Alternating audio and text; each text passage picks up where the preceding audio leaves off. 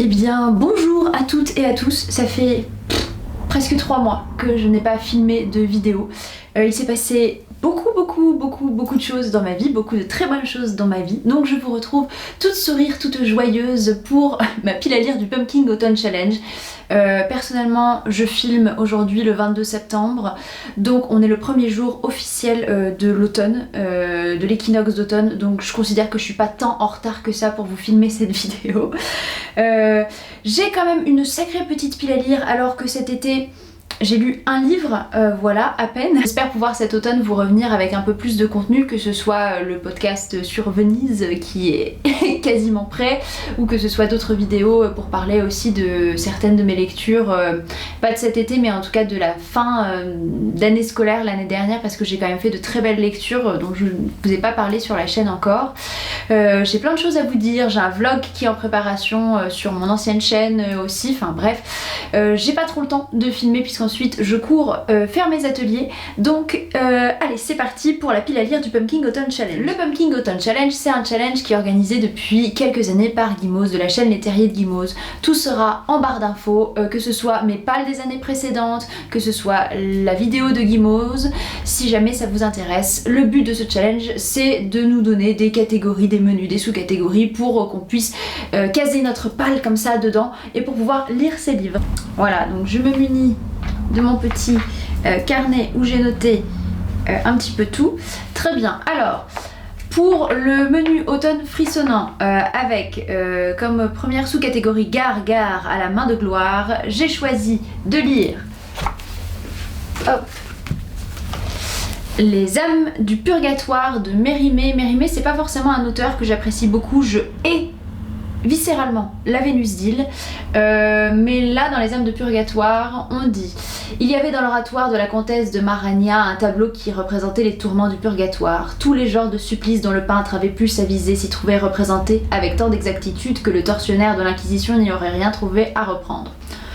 Ça donne envie. Moi je dis ça donne envie, un tableau comme ça, une nouvelle peut-être fantastique, ça peut être pas mal quand même pour l'automne. Dans cette sous-catégorie j'ai aussi très envie de lire enfin le Asphodèle de Louise Lebar dans cette magnifique édition collector publiée il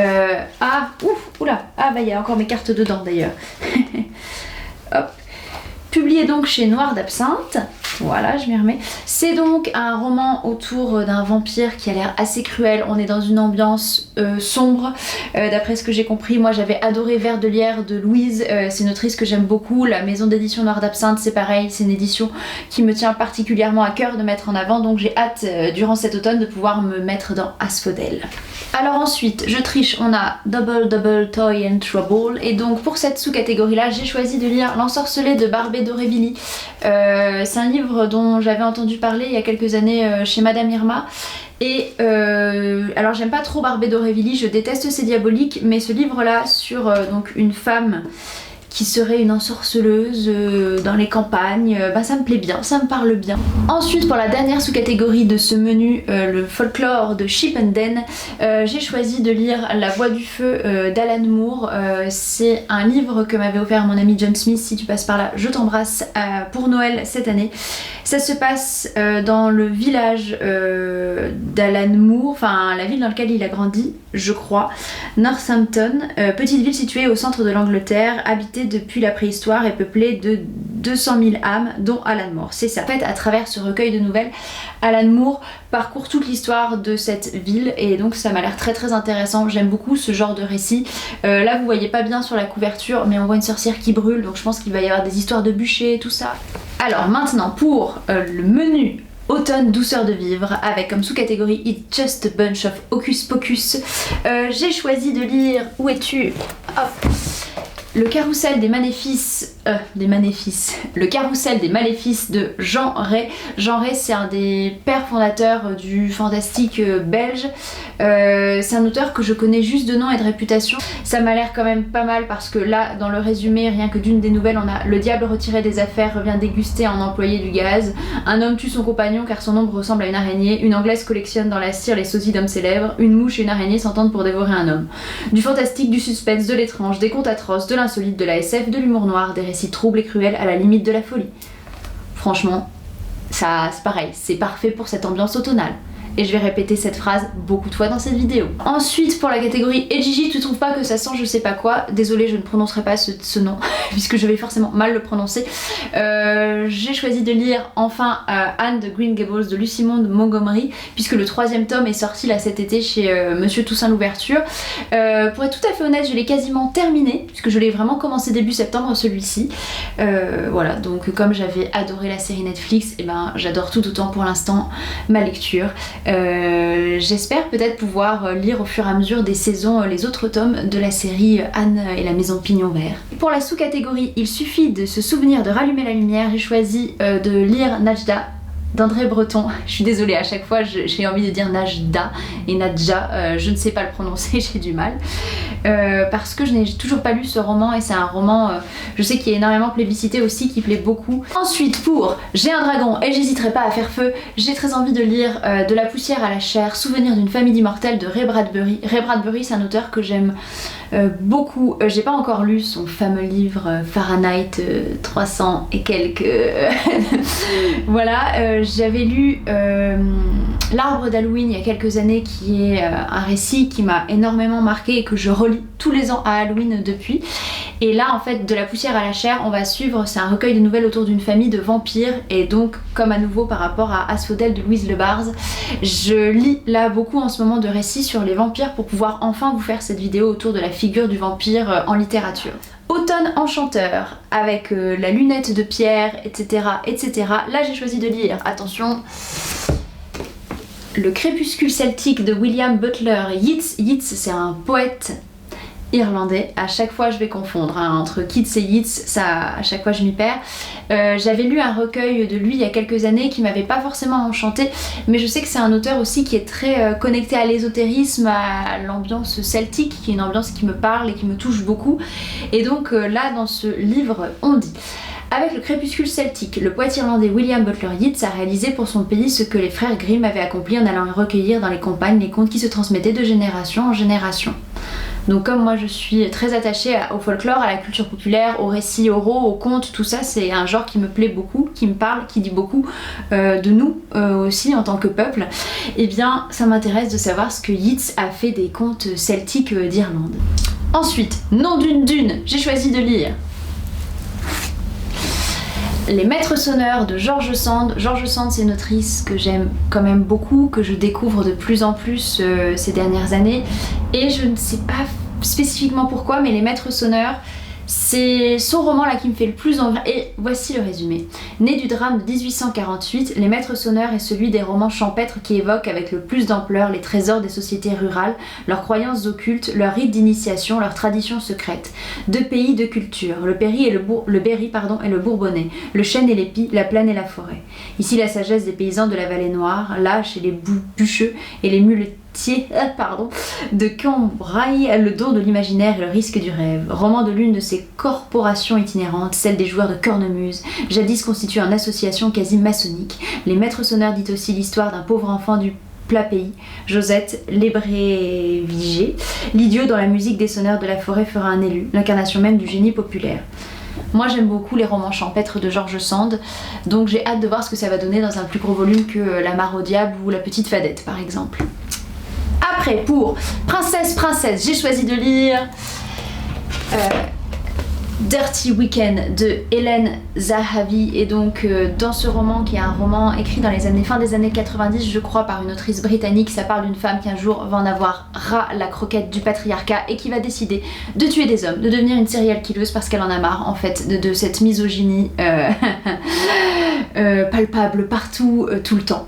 Et il paraît qu'il en voit quand même beaucoup, qu'il est assez dur, qu'il peut être assez choquant.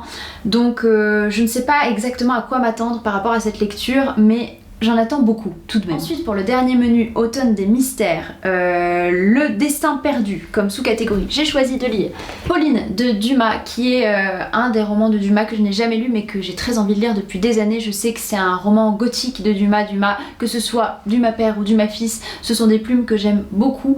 Et là dans Pauline on a: vous vous réveillerez dans un caveau où nul n'est descendu depuis 20 ans et dans lequel d'ici à 20 ans peut-être nul ne descendra encore. N'ayez donc aucun espoir de secours car il serait inutile. Vous trouverez du poison près de cette lettre. Tout ce que je puis faire pour vous est de vous offrir une mort prompte et douce au lieu d'une agonie lente et douloureuse. Dans l'un et l'autre cas, et quelque parti que vous preniez à compter de cette heure, vous êtes morte. Voilà, c'est marqué. Pauline, 1838, est un des premiers romans de Dumas où Monte Cristo se trouve en germe. C'est un livre qu'il a écrit seul et qui se déroule de son temps. La fiction brode sur les thèmes du roman gothique en noir, nuit, cottage en ruine, sente perdue, passage secret, brigand impitoyable, héroïne enterrée vivante, substitution de cadavres. Pauline fait face à un bourreau mystérieux, homme fatal. C'est le roman d'une jeunesse déboussolée qui tente de se faire une place dans une société mesquine. Et quand on est fan des romans gothiques, eh ben je peux vous dire que ça donne vraiment envie. Les ruines de l'Atlantide, j'ai choisi de lire Le Vin des Morts de Romain Gary, qui est son tout premier roman, qui n'avait même pas été publié de son vivant. Il est publié à titre posthume parce qu'on a retrouvé un manuscrit, donc il y a parfois certains mots manquants. Je l'ai commencé, ça a l'air vraiment assez drôle. Je découvre cette année, j'ai commencé à découvrir en fin 2020, début 2021 Romain Gary, et là je continue ma découverte de cet auteur parce que je crois que c'est quelqu'un qui va beaucoup me plaire. On nous dit, dans un souterrain peuplé de squelettes, le jeune Tulipe cherche la sortie. En chemin il dialogue avec des morts aussi effrayants que grotesques. 3 sœurs Maquerel régissent un bordel d'outre-tombe, des flics tabassent un prévenu jusqu'à le rendre tricolore, un poilu avoue avoir laissé sa place à un Allemand dans la tombe du soldat inconnu. Sous l'influence de Poe, Céline ou Jarry, ce premier roman inédit écrit à 19 ans dépeint la société de l'après-guerre et la crise des années 30. En avant, Yvette, Tempête, 2 romans qui parlent de château.